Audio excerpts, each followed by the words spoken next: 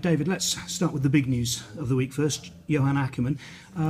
What was it about him that stood out for you?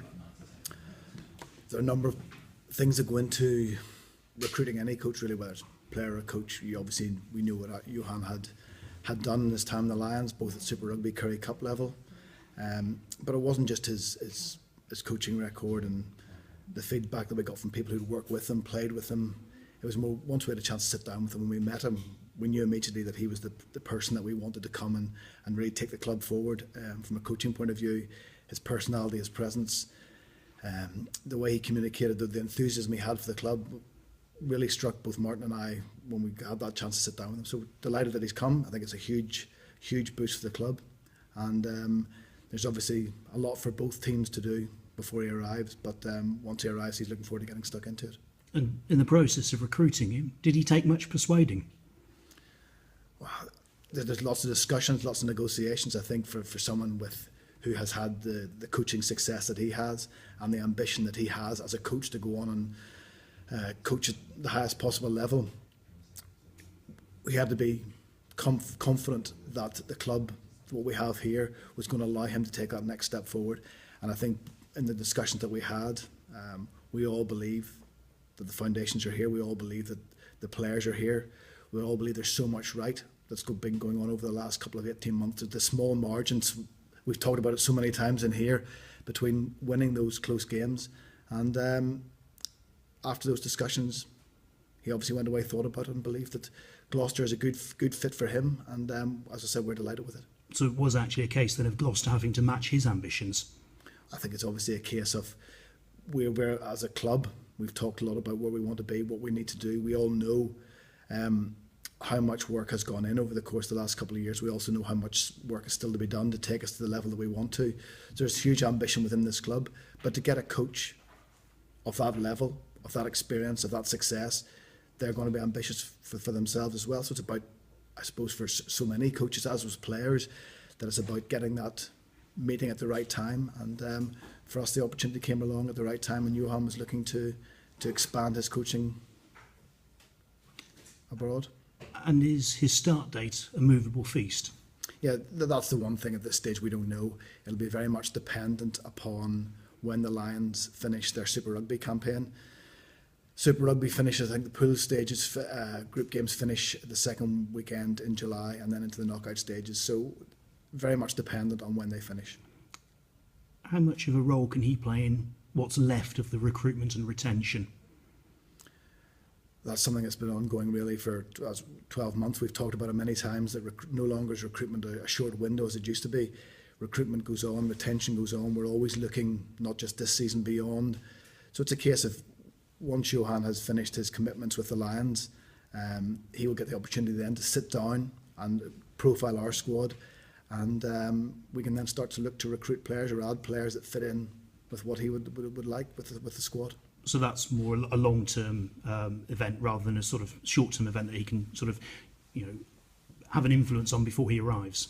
You'll have seen many of the announcements over the course of the last few weeks and months. So we're pretty much virtually done with our recruitment for next season. So there's not a huge amount of input that he will have over the course of the next few weeks. Lest we forget, there's a game this Friday up at Newcastle. You said one win didn't sort of turn around Gloucester's form. Does 2 wins turn around Gloucester's form? It's certainly a step forward.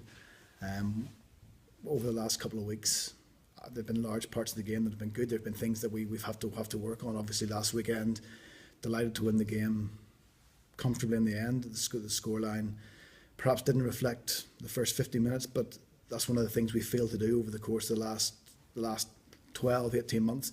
There were many games when the opposite's almost been true, where we've been very good for 60 minutes and then have fallen away. This game, I thought we closed it out really well, took the opportunities that came along. But going to Newcastle, the way the style of rugby they play, that'll be a different test for us. We've got to make sure that our discipline is much better this week than it actually has been for the last 2 weeks.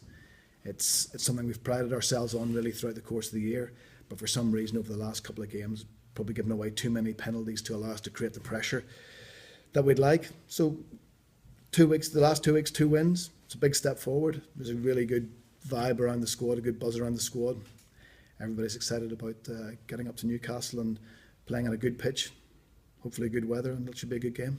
Yeah, the weather you can't control, but I suppose you'd rather go there in April than February. I suppose it's all about momentum at this stage of the season, isn't it? Especially with 4 games of the Premiership season to go. Momentum plays its role in every team sport, in every sport. If you're going well, the confidence that comes from winning games, the belief that gives the players. And I just thought the last couple of games you've seen a real, maybe not a real change in mindset, but a different mindset into how we've approached the game. Some of the tries we've scored, and we've been a threat almost every time we've had the ball. And I think going up to Newcastle with the way they play, they will give us opportunities to play as well. Our defence has got to be better than it's been for the last couple of weeks. But the opportunities that will come along, if we can do what we've done those last 2 weeks and take them, that's what we've been missing really for the last few months. I suppose the way that the backs are firing at the moment, you must feel that whatever Newcastle's backs could try and throw at you, they will equally be as worried about your backs.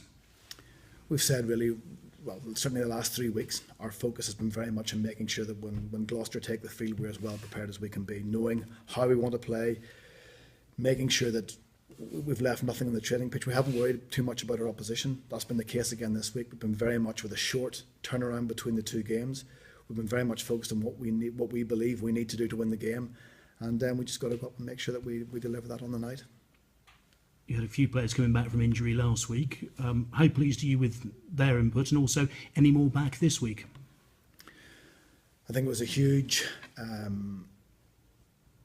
credit to Mark Atkinson to come back, not expecting to play probably more than 15-20 minutes at the end of the game, having been out injured for so long, to come in and produce what was an outstanding performance over 65 minutes.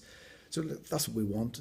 I think that's a huge credit to our medical staff and our S&C staff, that we now have players coming back from injury who, having been out of the game for a long period of time, still can come in and adapt to the pace of the game. And a game that was fast, it was ball and play, but adapt to that and perform at such a high level. And we've been fortunate throughout the course of this year without too many injuries. We've had a pretty big squad to pick from throughout the year, and we've known that coming to the end of the season, you would pick up a few bumps and bruises, and that's the case and will be over the course of the next month. Billy Burns has joked he needs to stop tackling head first. How is he? Yeah, he's going through the return to play. As we said after the game, he was up and about in the dressing room. Disappointed not to have been out in the pitch and missed what was a great second half. And he's going through the return to play protocols this week. Any other worries? No, I don't think we've any other worries from the weekend, and hopefully we'll be picking from a strong squad.